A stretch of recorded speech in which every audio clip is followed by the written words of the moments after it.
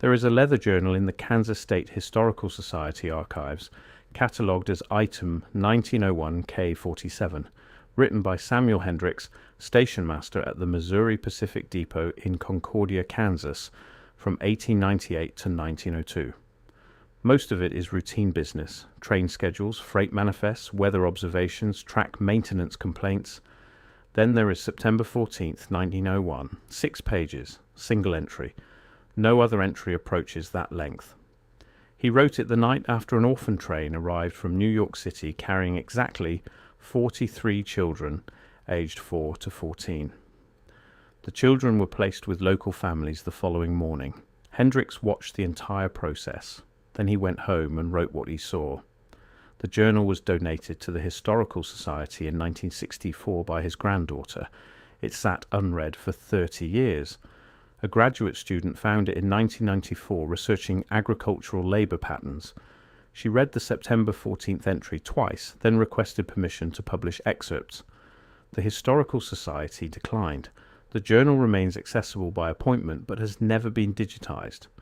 What Hendricks wrote does not align with the story we tell about the orphan trains.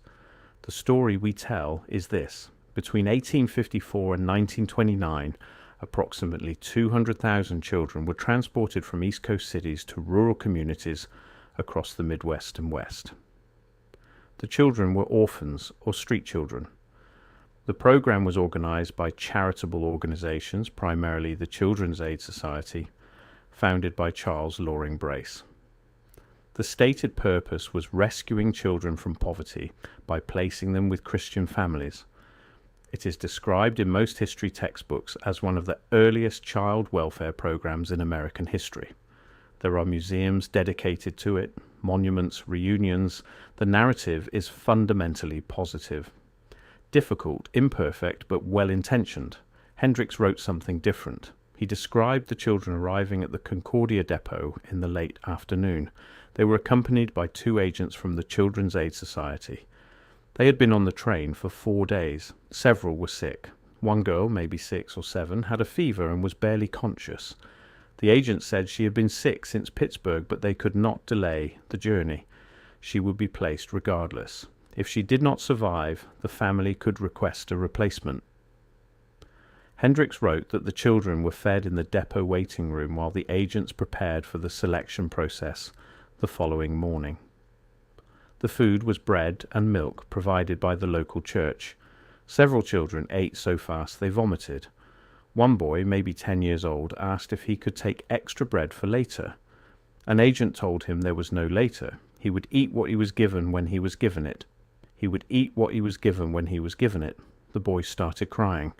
The agent struck him across the face hard enough that the boy fell. The agent then told the other children that discipline was part of the program. The families they were going to expected obedience. Any child who could not demonstrate obedience would not be placed and would be returned to New York to the institutions, which Hendricks noted the agent described in terms that made the children visibly afraid. The selection took place the next morning at the Concordia Opera House. Approximately 200 local families attended. The children were brought on stage in groups of 10. They were instructed to stand in a line while the families walked past them, inspecting them closely. Families examined the children's teeth, their hands, made them lift their shirts to check for deformities. Boys were asked to lift heavy objects to demonstrate strength. Girls were asked to recite Bible verses or perform simple arithmetic to show educability. The entire process took 3 hours. By the end, 38 of the 43 children had been placed. 5 were not selected at all: 4 boys and the sick girl. Hendricks wrote that the boys who were not selected were told they would be taken to the county poorhouse until the next train came through, at which point they would be given another chance. The sick girl was taken to the local doctor. Hendricks went to the doctor's office that evening to check on her condition.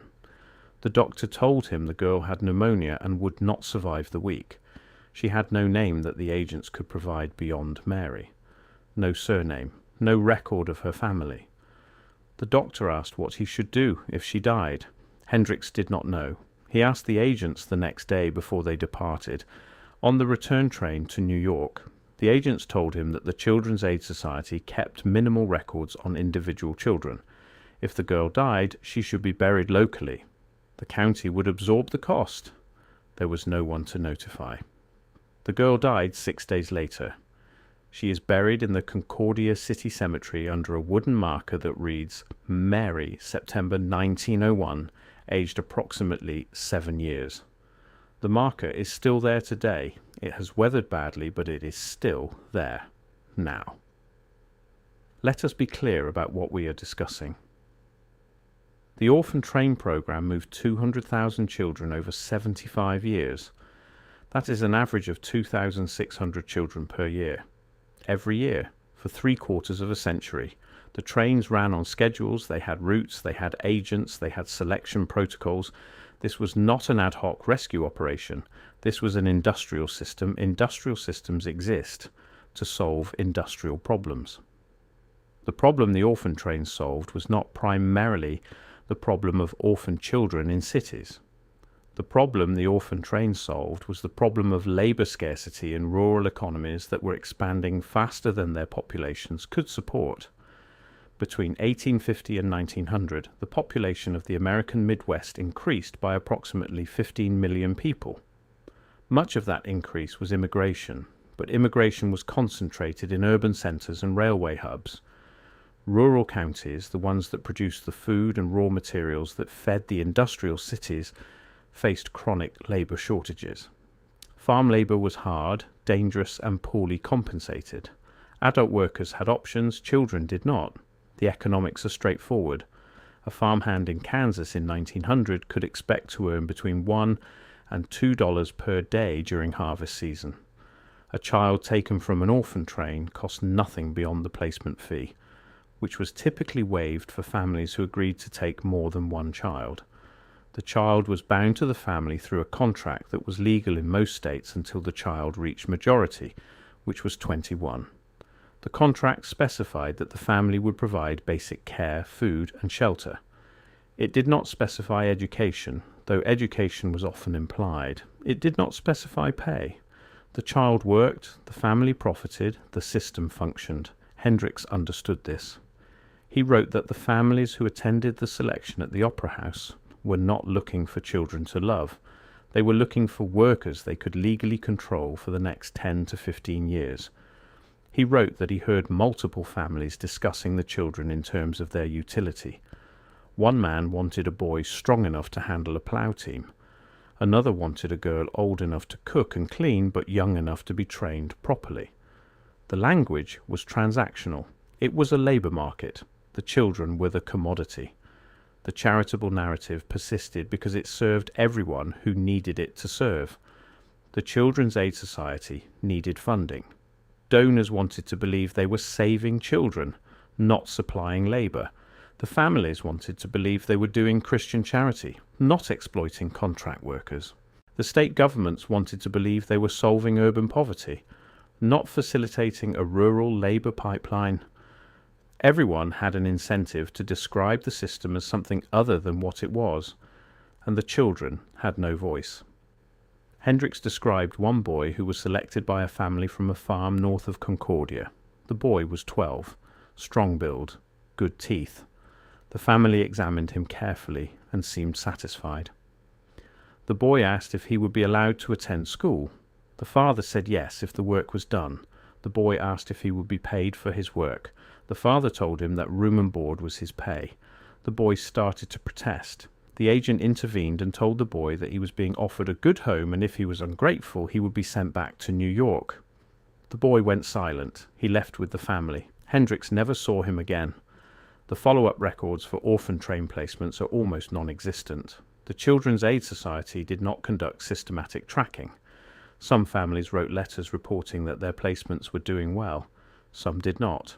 There was no verification process, no inspections, no requirement to report if a child ran away, died, or was removed from the placement. Researchers who have attempted to reconstruct the outcomes for individual children have found that approximately 60% of placements cannot be traced beyond the initial selection. The children enter the record at the train station and then disappear. 60% of 200,000 is 120,000 children. 120,000 children placed into rural homes with no follow-up and no accountability. Some of them were treated well, some of them were loved, some of them grew up and had families and lived long lives, and their descendants tell positive stories about the program. Those stories are true. They are also not the whole story. Hendricks wrote about a girl, maybe 9 years old, who was selected by a family that already had 6 children of their own. The family lived on a farm west of town. Hendricks knew the family. He described them as struggling. Poor crop yields, debt. The father drank. Hendricks wrote that he felt uneasy about the placement, but he had no authority to intervene. The girl left with the family. 3 months later, Hendricks saw the girl in town with the family. She looked thin. She had a bruise on her face. He asked her if she was all right. She said yes. The mother was standing next to her. The girl did not make eye contact. Hendricks wrote that he reported his concerns to the county authorities. He was told that unless there was clear evidence of criminal abuse, the placement was a family matter. The girl was legally bound to the family. She had no recourse. He never saw her again either.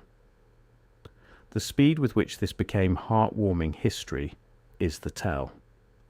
By the 1950s, the orphan trains were being described in popular media as a noble experiment.